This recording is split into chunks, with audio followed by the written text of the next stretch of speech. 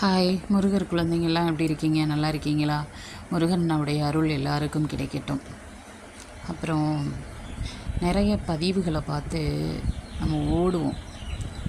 என்னென்னா, இந்த கோயிலுக்கு போனால் நகை கிடைக்கும், அந்த கோயிலுக்கு போனால் பணம் கிடைக்கும், இந்த சைடு வந்தால் மண் கிடைக்கும் அப்படின்னு சொல்லிட்டுலாம் நம்ம ஓடுவோம். நம்மளுக்கு என்ன கிடைக்கணும்னு அவர் நிர்ணயித்து வச்சுருக்காரோ கண்டிப்பாக அது கிடைக்கும். நம்ம ஓடலைனாலும் கிடைக்கும், சரிங்களா? ஆனால் நம்ம மனசை சுத்தப்படுத்தி அந்த இறைவனை நம்ம மனசுக்குள்ளே கொண்டு வந்தாலே உங்களுக்கு என்ன தேவைன்றது அவருக்கு தெரியும். சிலவங்க ஓடி அலைஞ்சி எல்லா கோயில்களுக்கும் போயிட்டு வந்து சீன்னு மனசு உடஞ்சி உட்காந்துருப்பாங்க.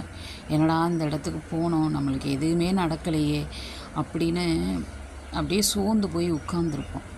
வேண்டாம், வீட்டில் உட்காந்து தீபத்தை ஏற்றி மனமுருகி உங்களுடைய குலதெய்வமாக இருக்கட்டும், உங்களுடைய இஷ்ட தெய்வமாக இருக்கட்டும், இல்லை முருகரனாக இருக்கட்டும், யார் உங்களுக்கு பிடிக்குமோ அவங்கள வீட்டில் உட்காந்து கூப்பிட்டு பாருங்கள், மனமுருகி கூப்பிட்டு பாருங்கள்.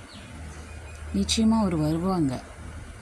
அதை யாருமே நம்ம புரிஞ்சுக்கிறதில்ல. ஏதாவது ஒரு மீடியாவை பார்த்துட்டா ஓடிடுறோம்.